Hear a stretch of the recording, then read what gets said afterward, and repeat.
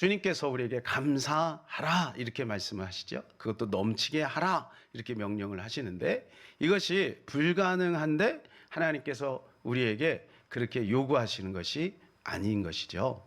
충분히 우리가 할 수 있는 것을 주님은 요구하고 있는 것입니다.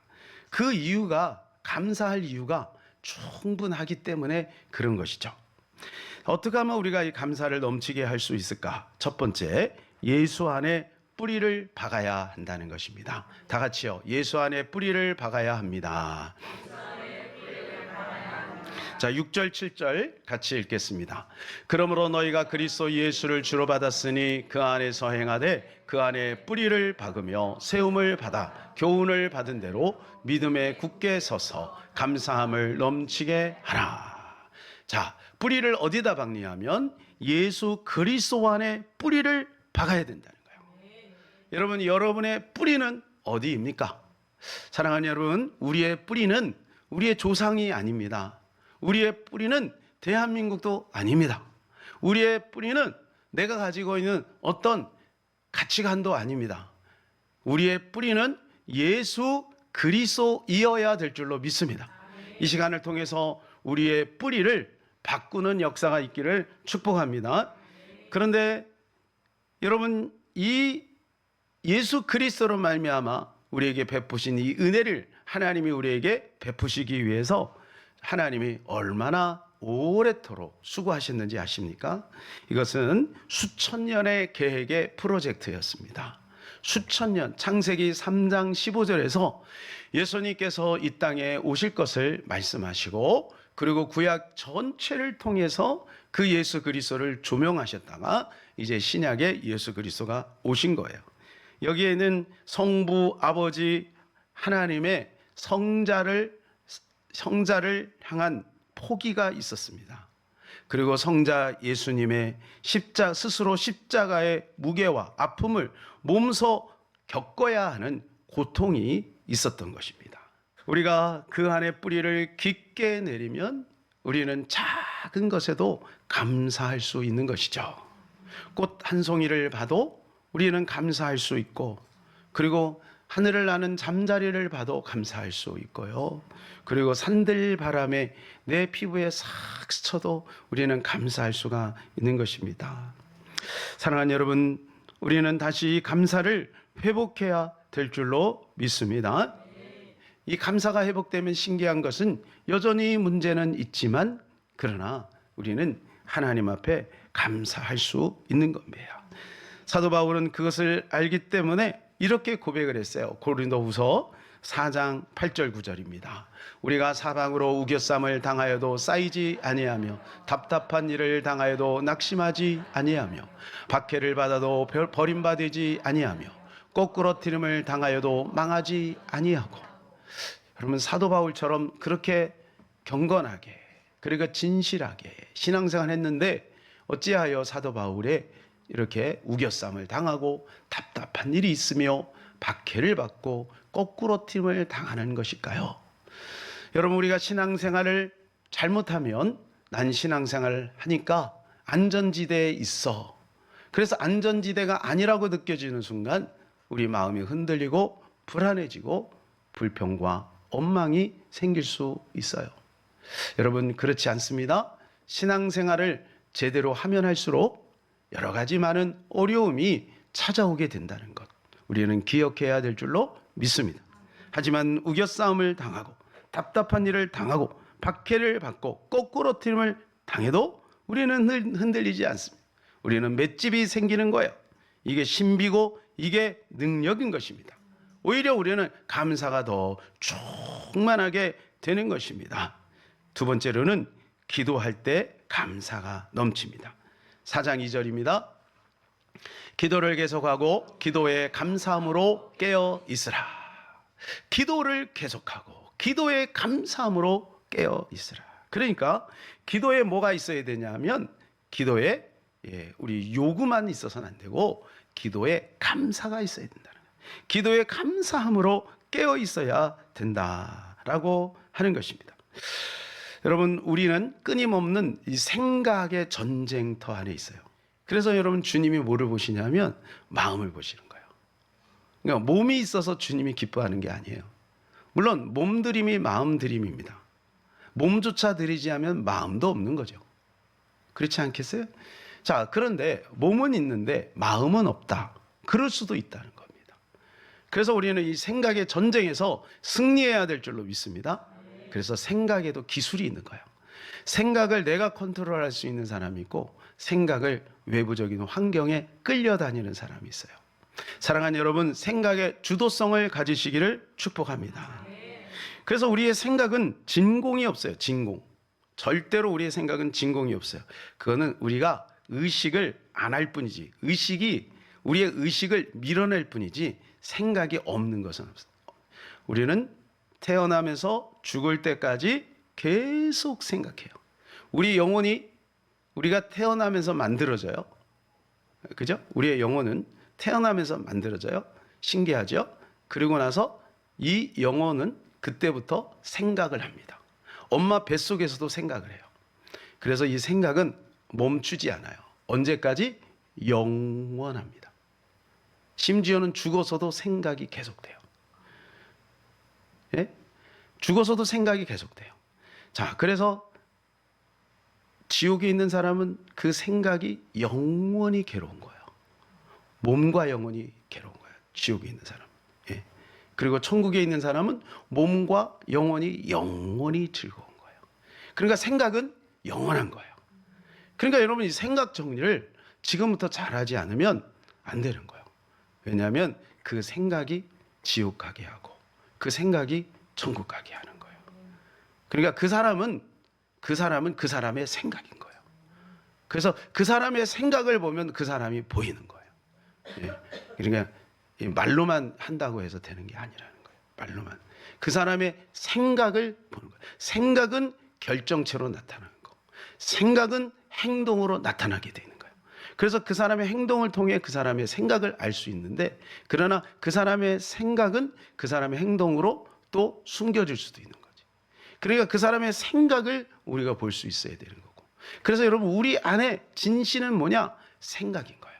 그리고 그 진실을 표현하는 것이 결정이 되는 것이 그게 상급이 되는 거예요. 생각을 장악해야 된다는 거예요. 생각을 장악해야 된다. 그래서 우리의 생각은 절대로 공백이 없다. 뭔가로 항상 채워져 있다. 단지 내가 현재 당면한 문제를 회피하기 위해서 생각을 안 하는 것처럼 의식이 없는 거지 생각이 없는 것은 아니다. 항상 생각을 하고 있다. 그래서 우리는 감사를 통해서 우리의 생각을 윤기나게 만들어야 되는 거예요. 그래서 기도를 계속해야 되는 거예요. 이런 기도를 멈추는 순간 세상이 들어오는 거예요. 기도를 멈추는 순간 자극적인 것에 빼앗겨요. 그래서 도파민에 익숙해지는 그러한 것에 나도 모르는 사이에 손이 가고 몸이 가고 그렇게 되는 거예요. 그러니까 여러분, 우리가 이러한 것들을 잘 이해하지 못하면, 이것을 잘 이해한 사람이 누구냐면 C.S. 루이스입니다. 아주 예리하고 예민하게. 그래서 많은 사람들이 지옥에 가는데 어떻게 가느냐? 그냥 낭떠러지에서 떨어지는 게 아니라는 거예요. 살짝 기울어진, 눈치채지 못하는.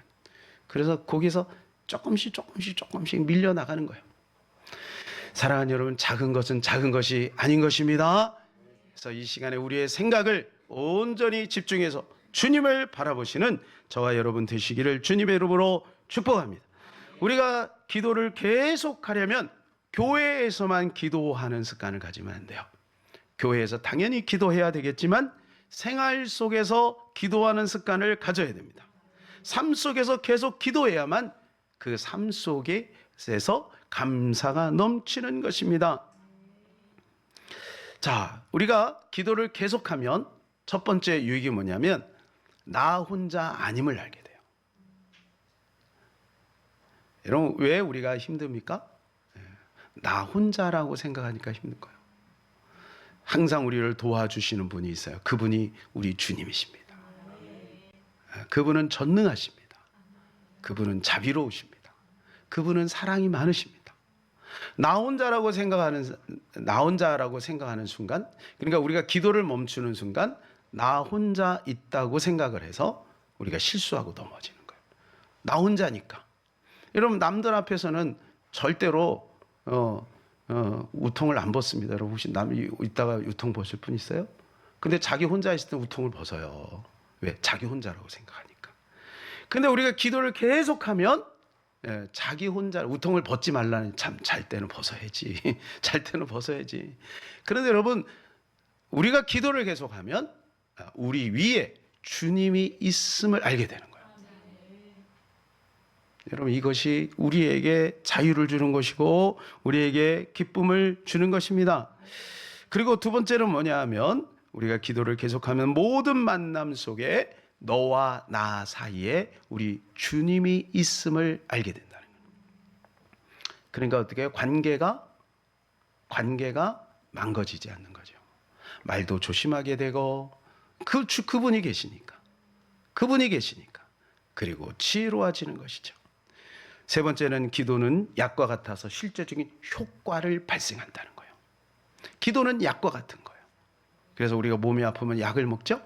그러면 약 기운이 여러분 우리의 몸을 이렇게 보호해주고 치료하는 거예요. 기도가 바로 그런 능력이에요. 외로울 때 기도해 보세요. 우울할 때 기도해 보세요. 답답할 때 기도해 보세요.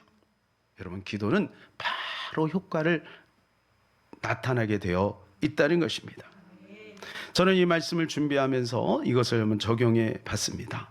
그랬더니 놀라운 효과를 제가 경험합니다. 하나님 앞에 기도하면 하나님께서 어디서 그런 생각을 주시는지, 그런 지혜를 주시는지 모르겠습니다. 사랑하는 여러분, 날마다 기도를 계속하는 저와 여러분 되시기를 주님의 이름으로 축복합니다. 성경에서 이 비밀을 알고 이 비밀을 누린 사람들이 있습니다. 그 대표적인 사람이 다윗과 다니엘입니다. 다윗은 늘 기도했어요. 다윗이 잘한 게 뭐냐면 말씀 기도를 참 잘했습니다. 말씀 기도. 시편 119편 97절.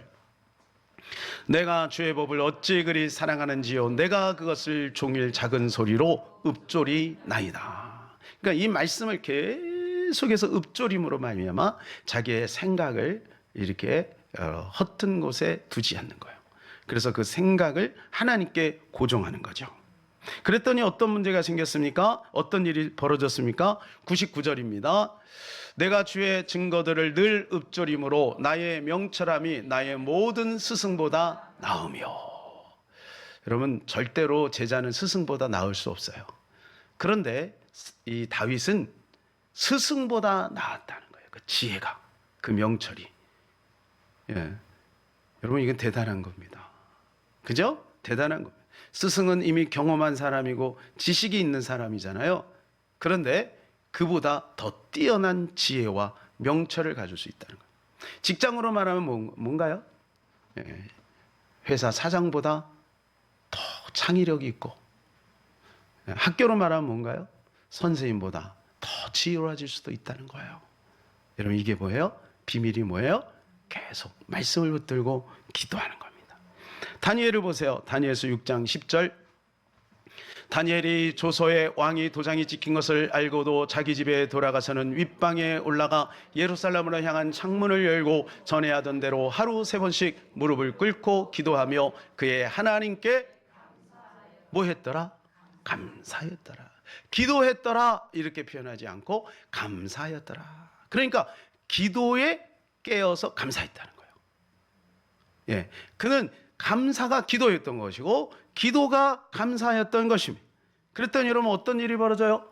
하나님은 이 다니엘을 쓰시는데 놀랍게 그 시대에 가장 탁월한 정치인으로 썼다는 거예요.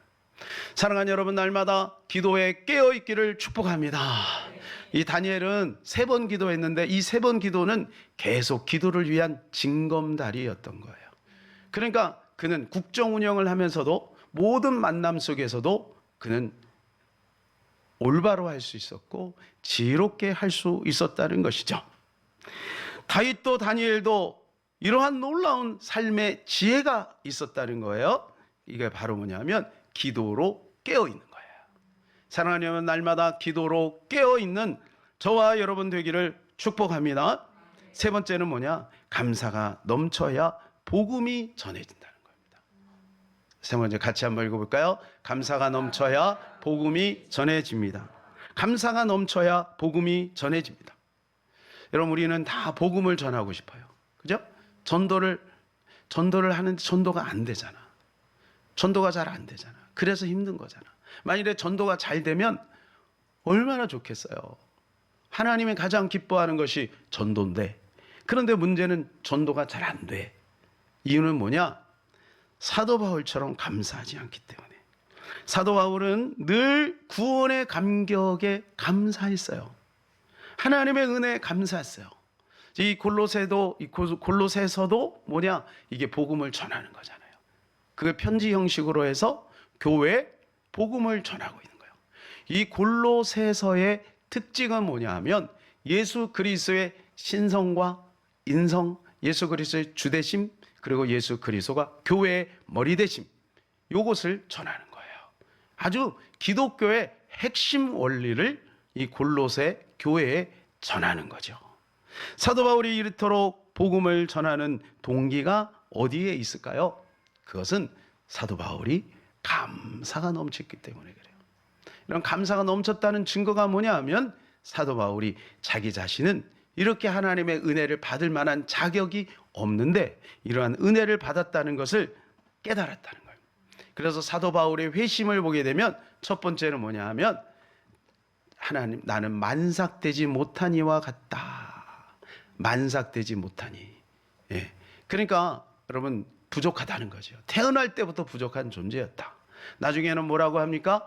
죄인 중에 괴수였다. 이렇게 고백을 해요. 수많은 죄인 중에 우두머리였다. 이렇게 고백을 해요. 디모데전서 1장 12절 13절 나를 능하게 하신 그리스도 예수 우리 주께 내가 감사함은 나를 충성되이 여겨 내게 직분을 맡기. 뭐 했다고요? 뭐 했다고요? 내가 감사했다는 거예요. 감사했다는 거예요. 하나님이 나에게 직분을 맡기신 것을 감사했다는 거예요. 여러분, 하나님이 여러분에게 직분 맡기신 것을 감사하고 있습니까? 예. 아유, 이거 빨리 언제 내려놓지? 예. 언제 빨리 그만두지? 예. 사도 바울은 하나님께서 나에게 그 직분을 맡기신 것이 너무너무 감사하다는 거예요. 여러분, 우리가 이것을 깨달아야 신앙생활이 재미있어요. 그렇지 않겠어요? 학교에서 선생님이 아무개야 가서 이 지우개 좀 털어와라. 그러면 얼마나 영광스러워요. 여러분 안 그러셨어요? 저는 그냥 한 50명 되는 아이가 있는데 저를 딱 집어갖고 야 성관아, 제가 어릴 때 성준이었어요. 성준아 일로 나와. 이 지우개 좀 밖에 가서 털고 와. 영광 할렐루야. 하나님 우리를 뽑아가지고 목사로 삼으시고 장로로 안수집사로 권사로 삼으신 거예요. 우리는 그것에 대해서 감사하나요? 부담이 되나요? 사랑하는 여러분, 이 영광스러운 직분에 이 사도 바울처럼 그렇게 감사하는 마음이 넘쳐나기를 축복합니다. 그런데 더군다나 사도 바울은 그 직분을 받을 만한 자격이 없음을 깨달은 거예요. 그게 13절. 내가 전에는 비방자요 박해자요 폭행자였으나 도리어 국류를 입은 것은 내가 믿지 아니할 때에 알지 못하고 행하였습니다. 전에는 어떤 사람이냐? 비방자요 박해자요 폭행자였다는 거예요. 전에는 그렇게 몹쓸 사람이었다는 거예요. 전에는 예수 믿는 사람을 잡아다 가두기도 하고 심지어는 죽이는 일까지 했다는 거예요. 그런데 지옥에 떨어져야 되는데 하나님이 그를 세워주셨다는 거예요. 여러분, 이게 얼마나 놀라운 깨달음입니까? 여러분, 우리도 그런 깨달음이 있어야 될 줄로 믿습니다. 그러고 나니까 어떻게 해요? 이 복음을 전하지 않을 수가 없는 거예요. 그래서 고린도후서 11장에 보게 되면 그가 복음을 전하면서 그 가진 고통이 쫙 나열되어 있잖아요. 얼마나 그 심한 박해와 고통을 당했습니까? 그럼에도 불구하고 그는 쉬지 않고 이 복음을 전할 수 있었다는 것이에요. 그게 뭐예요? 감사가 넘쳤기 때문에. 한 맹인이 있었습니다. 이 맹인이 예수를 믿게 된 거예요. 그런데 예수를 믿고 나니까 너무 너무 감사한 거예요. 그래서 이 복음을 전하고 싶어요. 여러분, 저도요, 참 처음에 예수를 믿고 나니까 너무 감사해서 복음을 전하지 않을 수가 없는 거예요. 예, 이거 뭐 교회 뭐 프로그램 그런 거 상관없어. 얼마나 이 복음을 전하고 싶은 열정이 강했는지 말도 못해요. 예. 자, 그게 뭐냐 하면 그 감사함이 무기가 되고 감사함이 에너지가 되는 거죠. 이 맹인이 복음을 전해야 되는데 어떻게 복음을 전할까? 성한 사람도 복음 전하기가 쉽지 않은데 어떻게 복음을 전할까? 그러다가 하나님이 딱 지혜를 주셨어요. 그래서 성경을 딱 들고 전철로 갑니다. 그래서 전철로 가니까 이 사람 맹인이 오니까 사람들이 피해 줄 거 아니에요? 그럼 딱 앉아요. 옆에 딱 앉아갖고 옆에 있는 사람에게 부탁해. 저 옆에 있는 선생님, 제가 지금 이 눈이 안 보여서 성경을 못 읽습니다. 그래서 제가 원하는 성경을 펴서 한번 좀 읽어주시면 감사하겠습니다. 그래서 성경을 몇 장 몇 절을 딱 얘기하는 거예요. 그러니까 요한복음 3장 16절일 것 같아, 제가 볼 때는. 하나님이 세상을 이처럼 사랑하사 독생자를 주셨으니 이는 저를 믿는 자마다 멸망치 않고 영생을 얻게 하려 하심이라. 이렇게 딱 읽어주니까 어떻게 해요? 감사합니다. 어쩌면 그렇게 목소리가 좋으세요? 너무 감사해요. 근데 제가 한번 그거를 암송할 테니까 한번 맞는지 틀리는지 한번 점검해 주세요. 이렇게 하고 암송을 몇 번 틀리면서 하는 거예요. 얼마나 지혜로워요. 그죠? 그러니까 이 사람은 한 20분 정도를 계속해서 복음을 듣는 거예요. 믿음은 들음에서 나거든요. 몰라서 그래요. 여러분, 이 세상 사람들이 왜 못 믿느냐? 몰라서 그래요. 여러분, 사탄이 그 짓 하고 있는 거예요. 못 듣게 하는 거예요. 못 보게 하는 거예요. 못 오게 하는 거예요. 여러분, 이게 사탄의 전략이야. 그러니까 우리는 이거를 알고 전투적으로 이걸 이제 싸우는 거예요. 그래서 행복축제 하는 거예요. 행복축제. 그러니까 이 사람이 복음을 듣고 이제 깨달아지고 변화되는 거죠. 한 전도자가 지방에서 복음을 전하면 수백 명씩 1년에 전도를 해요. 여러분, 그런데 이분이 어떻게 해서 복음을 전하느냐? 아침부터 저녁까지 이제 다니면서 복음을 전하고 저녁에 와서는 하나님 앞에 울면서 그 영혼을 위해서 기도하는 거예요. 하나님, 아무개 하나님, 이 영혼을 살려주십시오. 기도를 하는 거예요. 근데 이분은 간증을 뭐라고 하냐면 전도가 너무 쉽다는 거예요. 전도만큼 쉬운 게 없다는 거예요. 왜? 자기가 전도 나가보면 큰 교회에서 전도를 막 씨를 엄청 뿌려놨다는 거예요. 막 씨를 뿌려. 우리도 어제 뿌리고 목요일 날도 뿌렸어요. 막 씨를 뿌리면 만일에 어떤 사람이 10이 되면 교회를 나온다고 칠 때 7짜리, 8짜리, 9짜리가 널려 있다는 거예요. 그래서 자기는 그 8짜리, 9짜리만 찾아다니면 되는 거예요. 그래서 8짜리는 한 2번 더 만나면 되고 9짜리는 한 번만 만나면 10이 되는 거잖아. 그런 사람이 쫙 깔려 있대. 나가보면 깔려 있다는 거예요.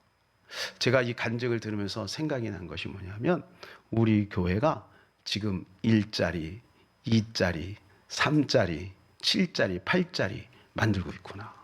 그러니까 전도는 헛되지 않다. 심은이가 있고 물 주는 이가 있고 거두게 하시는 분은 하나님이에요. 근데 그 상급은 같다 그랬어요. 그러니까 우리가 가지고 있는 비전이 30, 300, 3000이잖아요. 저는 우리가 이 전도를 포기하지 않으면 나중에 우리 교회를 통해서 3000명의 영혼이 나중에 천국에서 우리와 함께 천국에서 주님을 찬양하는 그날이 분명히 올 거라고 믿습니다. 여러분, 전도는 절대로 헛되지 않다. 또 두 번째는 뭐냐? 우리가 조금만 더 인내하면 전도의 열매가 맺혀지게 될 줄로 믿습니다. 자, 이제 말씀을 정리하겠습니다. 세상에는 세 종류의 사람이 있다고 합니다. 감사할 이유가 있어서 감사하는 사람, 감사할 이유가 있어도 감사하지 않는 사람, 감사할 이유가 없어도 감사하는 사람이 있어요. 사랑하는 여러분, 저와 여러분은 어떤 사람이 되기를 바랍니까? 적어도 우리는 감사할 이유 앞에는 감사해야 되겠죠. 그러나 더 성숙한 사람은 감사할 이유가 없어도 감사하는 거죠. 감사할 이유가 있는데도 불구하고 감사하지 않는 것은 그게 이스라엘 백성들의 모습인 것입니다. 하나님이 베푸신 사랑이 얼마나 크고 놀랍습니까? 우리가 하나님 앞에 늘 감사하며 사는 저와 여러분 되시기를 주님의 이름으로 축복합니다.